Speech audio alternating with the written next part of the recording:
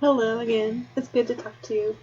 We're going to talk about types of chemical reactions in this section, and this is a favorite question on quizzes and tests. Looking at a chemical reaction, what kind is it? So we're going to categorize things and see what kind it is. So we talked about combustion in the last section. This is showing you combustion of this charcoal. Remember, we have to have a fuel, we have to have oxygen in the air, and then we're going to form carbon dioxide and water when we talk about combustion. So there's 5 general types that we're going to need to know, and you'll see them different words for them in different books and online and things like that. So sometimes this is called combination, sometimes it's called synthesis. So you're going to see different words for this one. You'll see decomposition, that one's usually doesn't change. You'll see single replacement or single displacement. It means the same thing. Double replacement or single displacement. Double displacement, you'll see that sometimes in different places that you look. And combustion, we always call that combustion. So you might see different words for when they're talking about combination or synthesis and these single and double replacements. Sometimes they call them different things. But let's talk about, there's 5 general types. So combinations, when you're going to take 2 atoms or molecules and form them into something new. Combination. So they're showing magnesium burning, turning into being oxidized with oxygen and turning into magnesium oxide. So this is a combination where 2 things on the left are forming 1 thing on the right. So that's what you're going to look for a combination or synthesis. So 2 things on the left, 1 thing on the right. So let's talk about copper and sulfur. What could we find there? There's 2 possible things that could happen with copper because copper has 2 different charges. If it turned into copper 2, it would look like this. If it turned into copper 1, it would look on the back like the one on the bottom. So it just depends on which copper we're talking about, which ion we're talking about. And you see 2 things on the left, copper, sulfur, and 1 thing on the right. This is your clue that you have a combination or synthesis reaction. This is what this type is. So you could try that one. Try to see if you can make the formation of this. So this is going to be your product, and you're going to need what 2 things on the left side to make that work, and then balance it. Decomposition is the exact opposite. It's taking 1 thing on the left, forming 2 or more things on the right. So it's breaking down. That's decomposition. So we can do this with water. We can take water, run electricity through it, and we can form gases. We can form hydrogen gas and oxygen gas. So it's water's a binary compound. It's going to break into 2 pieces, hydrogen and oxygen. Remember, those are part of the diatomics that we learned that you should have memorized. And when water breaks down, decomposes, it makes hydrogen gas and oxygen gas, and then you need to balance it. So always double check that your reactions are balanced. So how would you do this one? So think about your diatomics. Make sure you check that before you start trying to do this reaction and then balancing it. So a single replacement means you have a couple on the left side, and the couple breaks down and changes partners. One of the partners changes out.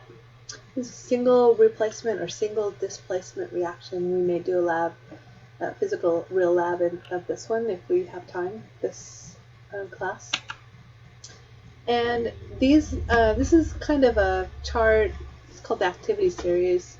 It's a chart showing who is more reactive than the element below it. So lithium is super reactive, potassium less so, calcium less than that. So at the top is very reactive, the bottom not so reactive. So we care about this because when you do a replacement reaction, the ones at the top will replace the ones at the bottom in a binary compound. So we have zinc and sulfuric acid. We have chlorine and bromine. So let's look at the chlorine bromine. I think it's on this chart. No, maybe not. Alright, so we're going to try to Sorry, let's look at the zinc one. So zinc is higher up on the chart than hydrogen. So zinc is more reactive, so it will bounce hydrogen out of anything that hydrogen is part of. So let's look at this one. Zinc is better than hydrogen, so it's going to bounce hydrogen out of here, and zinc's going to take its place. So that's how you use that activity chart.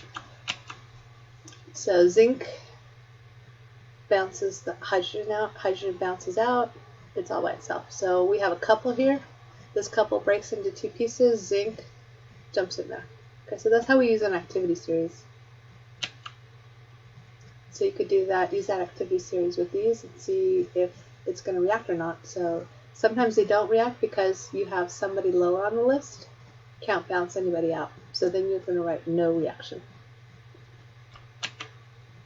Double replacement means, or double displacement means you have two couples on the dance floor and they swap partners. Okay, and they form two new couples. So that's double replacement reaction. So let's see if we can figure it out. This is a couple here, calcium hooked with bromine, silver hooked with nitrate. It's going to break right there and change partners. So it broke here, change partners. Silver went with bromine, calcium went with nitrate. And then after you do that part, then you have to balance it. So practice these, see if you can do these. You might want to go backwards in the slides and try to do that one yourself, the bottom one, and see if you can do the whole process yourself and get the right answer that's on this slide. So that's good practice. We're going to need to have this skill a bunch in class. Here's some more to try to practice with. And it's telling you what the answer is, what's going to form. So see if you can try these yourself. Pause the video and then see if you can try those yourself. Combustion, we talked about a bunch already. We have to have a fuel and oxygen forming carbon dioxide and water. Energy is produced, as you can see in the flame, the Bunsen burner there. So we can burn benzene. Everything that has carbon and hydrogen in it, for the most part, is going to burn. Here's ethanol, it burns. And we can take the fuel, add oxygen. Always has to have oxygen on the left. Always forms carbon dioxide and water. And then sometimes it's hard to balance these because of this O2. So that's going to be some practice. So I would recommend you write this down, turn off the video, shut me down, and then see if you can balance it and then come back and see if you got the right answer. So try these. Balancing is a little bit, usually a little bit difficult on combustion. So see if you can do that one yourself. And remember, you're going to make CO2 and water you're going to need oxygen on the left and CO2 and water on the right hand side. So this is what your body is burning right now. Glucose in your body. You're breathing out the products of CO2 and water. So how can we predict the products? The number of elements and or compounds reacting is a good indicator of possible reaction types. So let's see if we can try these. So this is a good overall look at what you're going to see when you're trying to figure out if something's a combination. You're going to have two items on the left with a plus sign, and then only one thing on the right. So look for that. You have a magnesium and an oxygen on the left, two things with a plus sign, and then you're going to see one thing on the right. That's a combination reaction or synthesis. Decomposition, the exact opposite. You have a product.